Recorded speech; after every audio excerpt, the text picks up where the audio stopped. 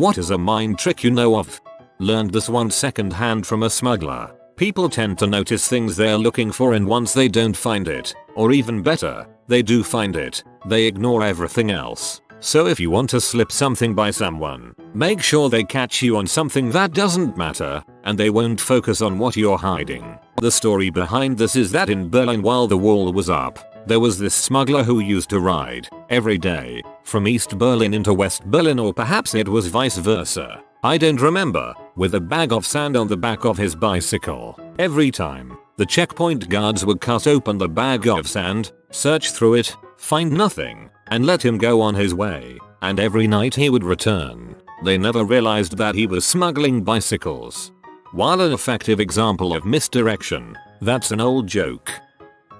In class, if it's a presentation where someone has to present without looking at notes or anything like that, and while they're up in front of classroom presenting, some people forget what they're talking about, space out, freak out, and lose their train of thought. To counter this, nod your head at the end of each sentence they say, confirming what they're saying. They will somehow use this as a motivator, and 9 times out of 10 will keep presenting without fault. You're a regular good guy, Greg. If you're in a crowded social group, restaurant, bar, party, etc., and you want to know if someone is checking you out, try this. Turn sideways from them. They will be either 90 degrees right or left of you. Then very obviously, look at your watch. Even if you don't wear one, lift your wrist, then point at your watch and nod thoughtfully. Overacting is perfectly acceptable. If they are keeping tabs on you, even peripherally, they will have a sudden urge to know the time and will either look at their own watch, cell phone, or casually look at the various obvious places where someone would put a clock. So yawning seems to be another method. However, do you think the world's most interesting man would more likely be seen yawning or looking at his watch in a social setting? After the Templars learned this trick, the assassin numbers dwindled drastically.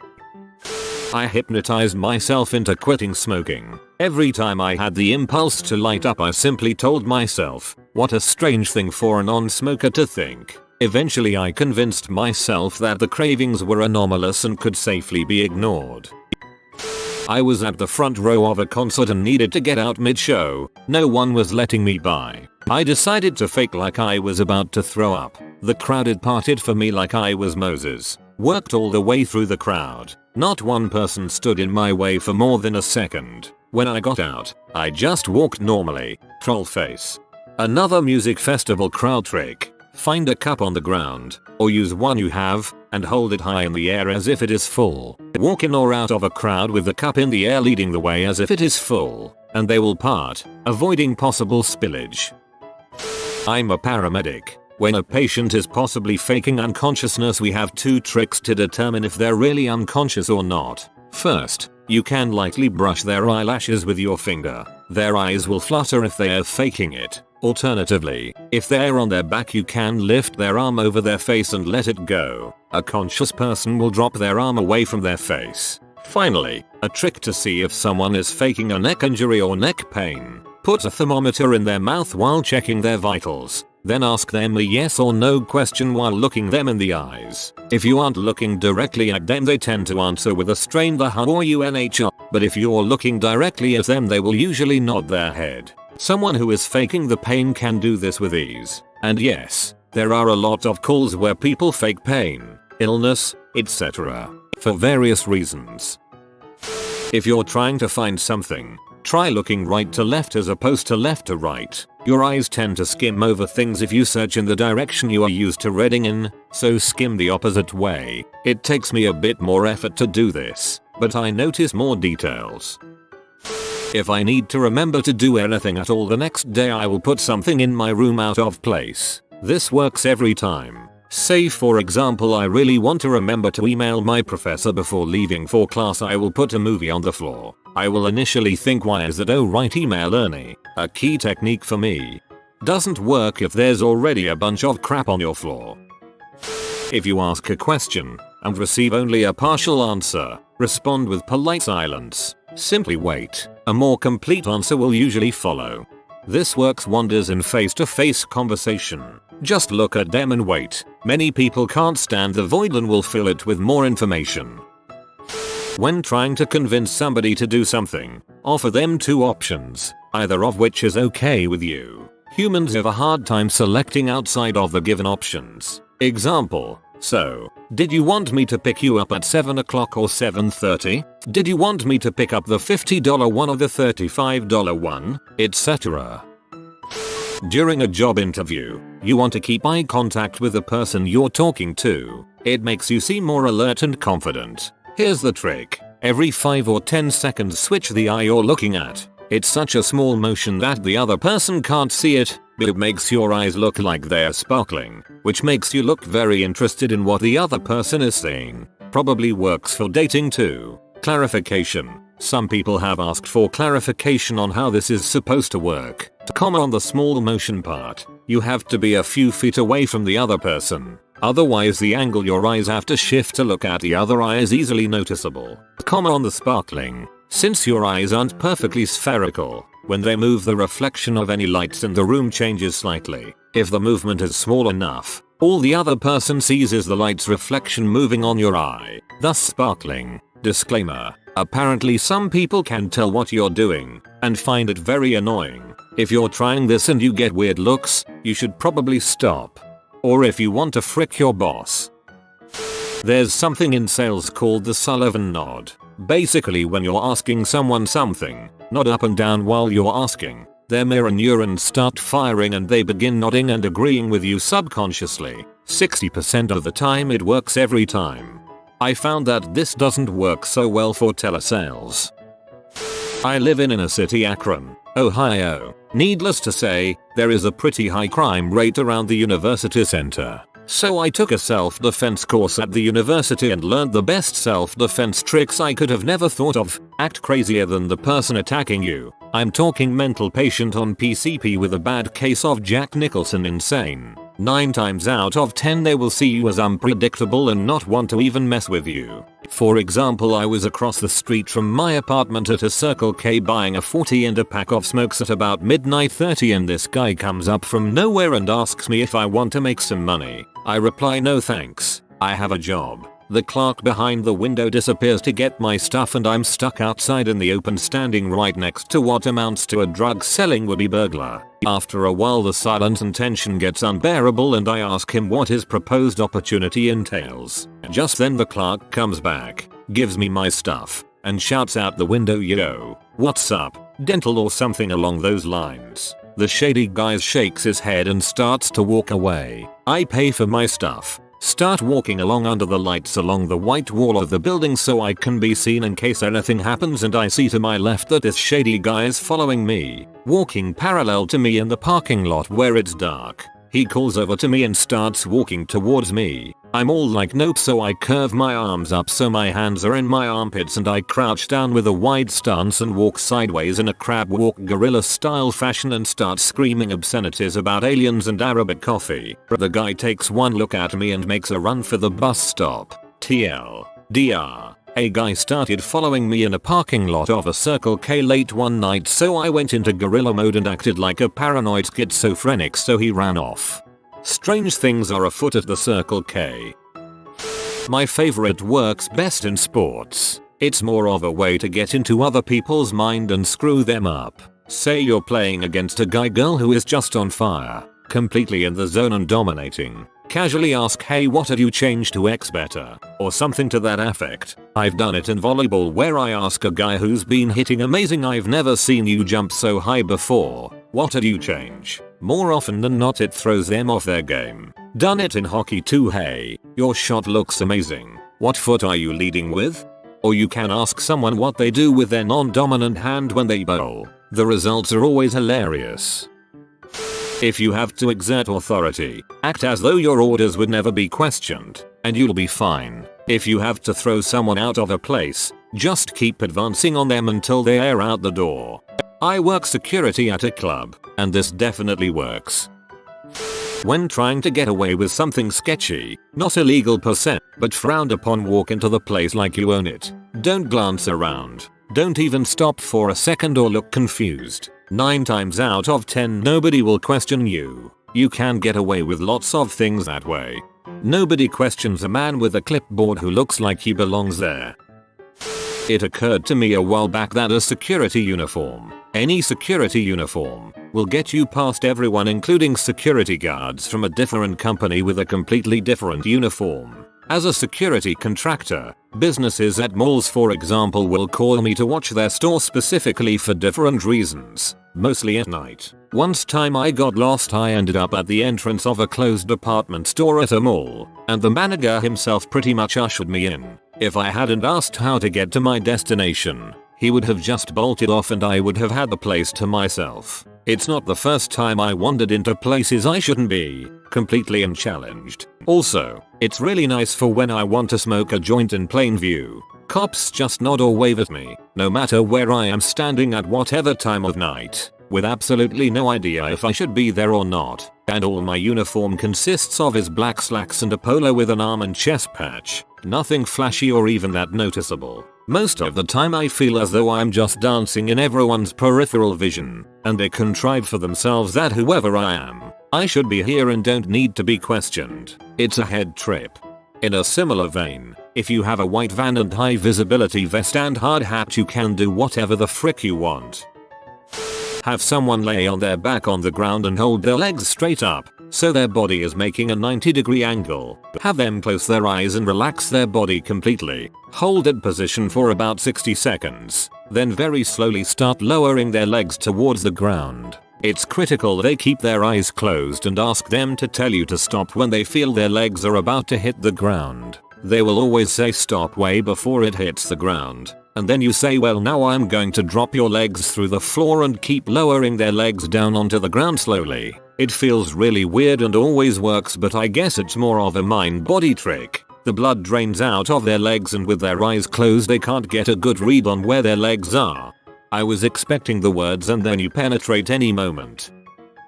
In a job interview or tense first meeting, don't cover up your chest, just don't. And imagine that the stranger is someone you know really well, and after practicing this a few times, you will be able to hotwire people into instant rapport. Works 90% of the time. I discovered this one from my mother. Actually, if you're out and about and come across hooligans or other ne'er-do-wells that might be up to something, such as smashing things up, who might well become confrontational, you need to approach them and ask for a light, all the time. As you walk up, they'll be ready for a fight. When they realize that you, as a sole person, has approached them as a group and asked something innocuous and unrelated to their activities, they will very likely give you the time light that you asked for, then shuffle off with a bemused feeling. I'm not advocating that you should go out and try it, but only if you might have to pass by an incident going on where they notice you and you don't want any trouble. Of the 3 times in my life that I have been in this situation, it has always worked. Courtesy of Darren Brown. If you want to keep the seat next to you free on a crowded train, bus, etc., look at the people walking towards you and tap the seat with your hand. Haha, I don't think you need Darren Brown to tell you that being creepy will make people not want to sit next to you. You would be shocked to find out how often "hey look" a distraction works. Sure, they usually get mad right afterward, but I spent the time between them turning and catching on to what they just heard leaving the room. Pro tip: it is best to do this next to a door, especially if you can get out of that door's line of sight quickly. Oh my god, that man has a tornado. If any of you have the opportunity, take a social psychology class. It's filled with this kind of stuff, most of which has actual practical application. One of the most fascinating things I came across in the class was about reflected body language. For example, if you believe you have a red dot on your head and you're sitting one-on-one with another person talking, you will probably think that they are acting uncomfortable because of the dot. But in this study, there is no dot, and the person is acting that way simply because you're acting that way, all because you believe you have a red dot on your head. The implications of our subtle and usually unconscious body language are huge, and 99% of the time we're completely unaware of it. I think this one is pretty well known by now, but when high-fiving, look at their elbow and you'll never miss. I tell people that the trick is to actually look at their own elbow, and then I give them a good smack in the face. If you want to make a good first impression, you should make eye contact and copy the other person's actions. For example, if you see the other person fold his/her arms, then do it also. Just don't be obvious about it. After a while the person will feel more comfortable around you. You can then try doing something like fixing your glasses or hair or touching your ear, and see if the other person does the same. Then you know you are in, and the person is copying you without knowing it. That means she likes you. Don't know if it counts, but in managing and sales we're taught to use specific wording. If I want a customer to go get 2 more movies to get the sale discount and me commission, we say, why don't you go grab 2 more instead of, do you want to grab 2 more? The difference between it being an open-ended and a yes/no question is money in my pocket. If someone is intent on fighting you, I mean, physically ready to knock your teeth in, try the following. Start off by calmly removing your shirt. Make it seem like you're preparing for the fight of your life. But don't stop there. Keep removing other articles of clothing. Don't laugh or smile, and with any luck they'll be gone before you're completely nude. My friend's dad, who was a career criminal who died from huffing glue, once told me, if you want to avoid being violated in prison, just crap your pants. Thankfully I haven't had to try this out. I call this one the Glenn Beck because he's the master, but really news sources and political campaigns use this trick every day on all of us. Want to plant an idea in someone's head and have them not be able to trace it back to you? Phrase the idea as a question, inducing uncertainty by using related ideas, basic word association. Bear with me. Let's say you want to get your wife to cook dinner at home more, and you know she associates home cooking with higher nutrients. Instead of saying you should cook dinner more often, you'd simply ask the question, Timmy's looking a little pale. Do you think he's getting enough vitamins? Let the target's imagination do the convincing for you. Vitamins, nutrition, home cooking. You just have to have an idea how your target associates words if you're going for a specific result, or the whole thing has to be generic enough to work on most people in a given culture if you're trying to change the tide of an election. A couple of these ideas, strategically planted, can completely change someone's disposition. There's probably a word for this whole concept, but I don't know it. I sort of rediscovered it in a vacuum. It's called Inception. 1. Look me in the eyes. Do not break my gaze. 2. Tell me what you had for lunch 3 days ago. The person probably can't remember. It's a lot harder to access that memory without moving the eyes. Heck, I couldn't tell you what I ate an hour ago without some serious thought. If you have to hold eye contact to someone, for example while listening to a long speech which you find hard to focus on, or during a last one to laugh game, look at the opposite's nose. You don't have actual eye contact, but it seems like, thus you can avoid feelings you may have while staring into someone's eyes. The spot between their eyes usually works well too. Not really a mind trick, but if you have confidence in what you are saying and can back it up with false facts, you can get people to do almost anything. Go up to someone in a restaurant and tell them to close their eyes and picture a playing card. While they are doing this, eat as much of their food as you can and run away. I've done this many times. It's been so long since I've learned this, but here goes nothing. Take your left, perhaps non-dominant, hand, and squeeze your thumb inside it. Squeeze hard. Now, with your free hand, take your pointer finger and poke at the back of your throat. You no longer have a gag reflex. Enjoy. Addendum. Apparently, it doesn't work for everybody. Many people, yes. Everybody, no. And after reading some comments, I learned that the thumb is much easier and less sharp to poke at the back of my throat with. I claim no responsibility for any food lost during this, but if you have any food that has yet to pass through a digestive tract, I would happily claim that. Great, thanks. Now I'm going to have to explain to everyone why I'm covered in vomit when I go to the hospital for my dislocated thumb. If you are falling asleep in a boring meeting, sit straight up with both feet on the floor shoulder width apart. Then lift one foot up, but only an inch or two. No one will see it, and it is impossible to nod off in this position.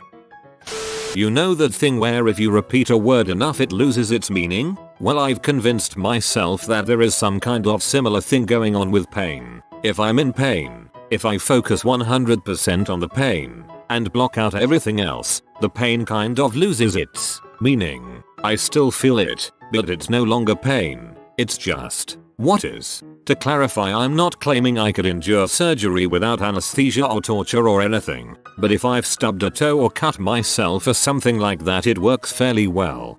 I tested your theory by plunging a knife into my leg, and I must say I disagree with your methodology. Hockey player here. If you start banging your stick and yelling "here here" while the other team has the puck, as if you're calling for a pass casually from your own team, they will not expect someone on the other team to be doing this, and half the time they will pass it. The other half of the time, though, you will look like a freaking idiot.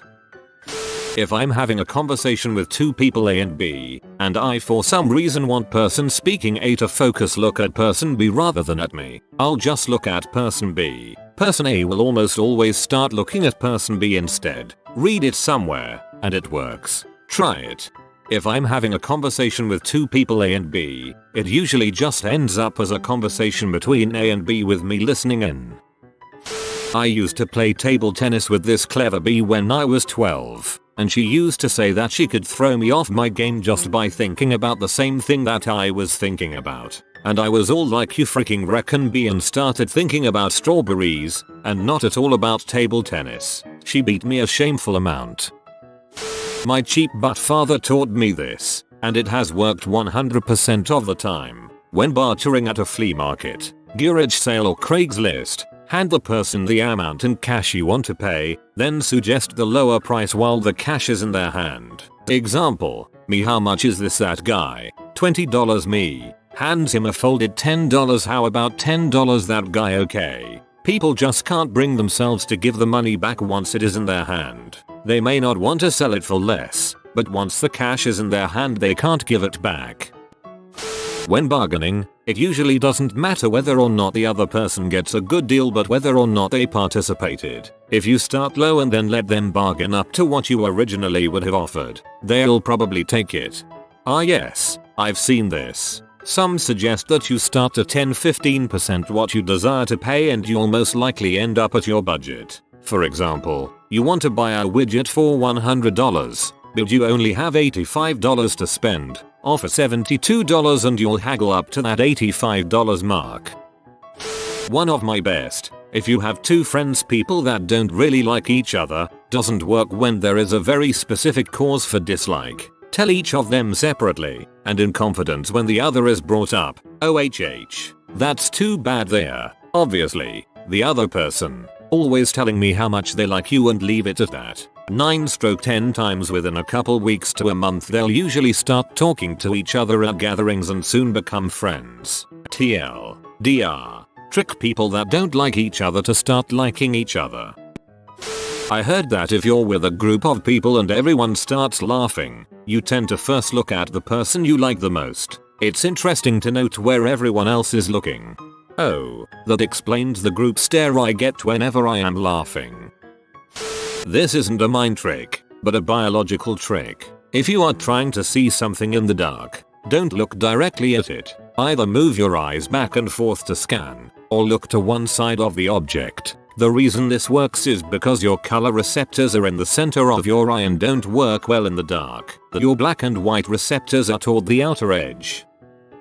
Old trick I use a lot. Ask a question, and then when they reply, just repeat what they say for more information. E.g., "Boy, when did you think of that movie?" Girl, "Yeah, I thought it was okay." Boy, "You thought it was okay?" Girl goes into more detail.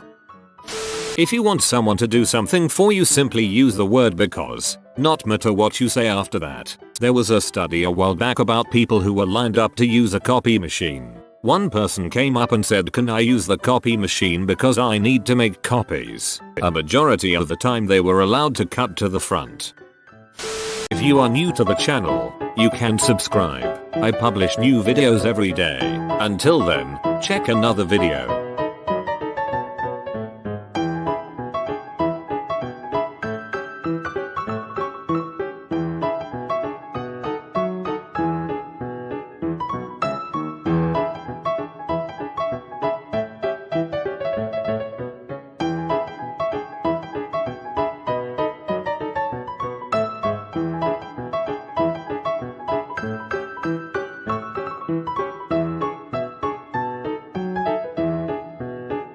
Bye for now.